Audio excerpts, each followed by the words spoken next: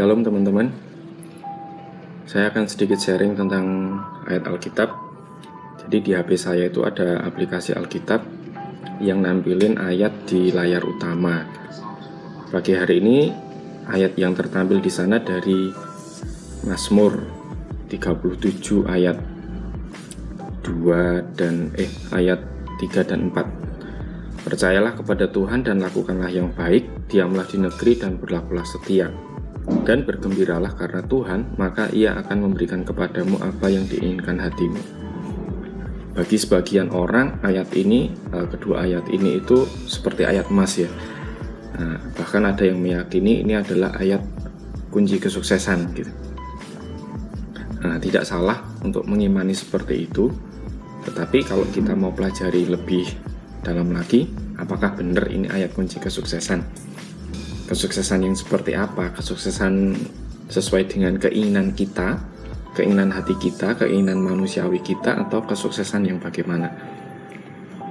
Nah teman-teman, yang sering baca Alkitab, yang sering merenungkan Alkitab, belajar Alkitab pasti tahu bahwa standarnya orang Kristen, standar kesuksesan orang Kristen itu tidak sama seperti kesuksesan orang dunia.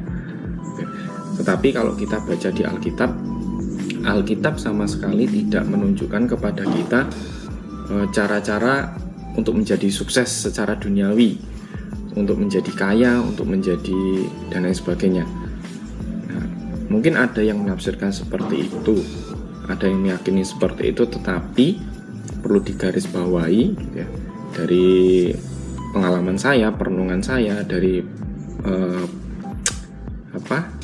buku-buku yang saya baca, intinya bukan di sana. Lalu untuk kedua ayat ini, kalau kita mau sedikit pelajari ya, tapi secara umum aja, secara gambaran Alkitab. Percayalah kepada Tuhan dan lakukanlah yang baik. Kenapa di sini Daud menyuruh kita untuk percaya kepada Tuhan? Ya, ada apa?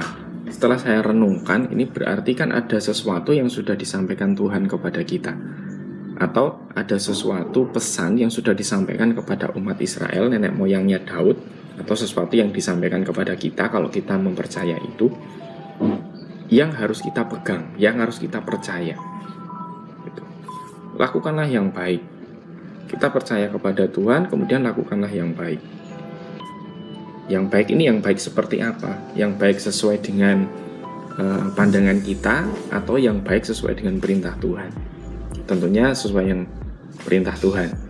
Nah, kemudian diamlah di negeri dan berlakulah setia. Nah teman-teman, Daud ini kan sejarahnya itu kan ada di tanah Palestina ya. Kerajaan Israel itu kan di tanah Palestina. Itu adalah tanah perjanjian yang dijanjikan Tuhan Yahweh kepada Abraham dan kepada keturunannya. Itu. Diamlah di negeri dan berlakulah setia.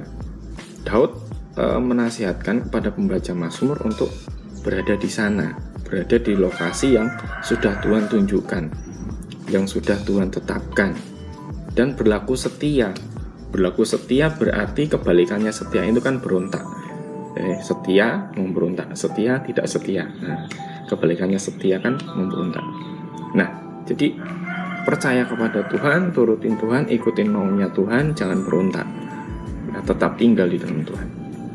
Dan ayat 4, bergembiralah karena Tuhan. Bergembiralah karena Tuhan. Saya tidak tahu kebanyakan orang menafsirkan ini seperti apa gitu. Bergembiralah karena Tuhan. Jadi kegembiraan kita bukan atas dasar diri kita yang merasa gembira, tetapi karena ada Tuhan. Nah itu. Bergembiralah karena Tuhan, maka Ia akan memberikan kepadamu apa yang diinginkan hatimu. Maka Ia akan memberikan kepadamu apa yang diinginkan hatimu. Nah, mungkin bagi beberapa orang, ayat yang keempat ini yang sering ditafsirkan bahwa ini kunci kesuksesannya. Maka Tuhan akan memberikan apa yang diinginkan hatimu. Nah, teman-teman, Tuhan di sini ya, Yahweh di sini, dalam sejarah bangsa Israel itu tidak pernah memberikan tawaran dalam arti kamu mau apa nanti aku kasih. Seperti itu dalam sejarahnya secara umum ya. Salomo pernah ya ditanya Tuhan seperti itu dalam mimpi, kamu mau minta apa gitu. Tetapi inti sejarahnya kan bukan itu. Jadi kalau diringkas perjanjian lama itu adalah orang Israel dipanggil untuk jadi umat Tuhan. Nah, ikut maunya Tuhan, nanti Tuhan akan membahagiakan mereka, memberikan kesuksesan kepada mereka menurut caranya Tuhan, menurut anggapannya Tuhan, bukan anggapan kita. Jadi di sini, maka Ia akan memberikan kepadamu apa yang diinginkan hatimu. Nah, kalau kita menginginkan mobil misalkan, menginginkan rumah besar gitu, kita gembira-gembira di hadapan Tuhan. Wah, ada Tuhan, saya gembira. Apakah mobil itu datang? Apakah rumah itu datang? Tentu kan tidak, ya. Bukan di situ poinnya. Poinnya adalah ketika kita percaya kepada Tuhan, ketika kita nurut sama Tuhan, tinggal di dalam Tuhan, dan berlaku setia.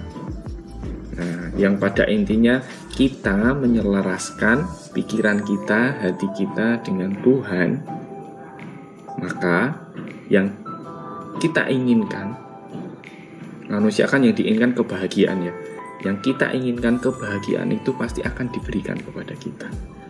Kebahagiaan bukan menurut pandangan kita, tadi kebahagiaan yang ada di dalam Tuhan, karena Tuhan itu adalah sumber kebahagiaan sejati ya. Tuhan itu sumber kesenangan sejati ya. Itu sedikit sharing saya mengenai ayat ini.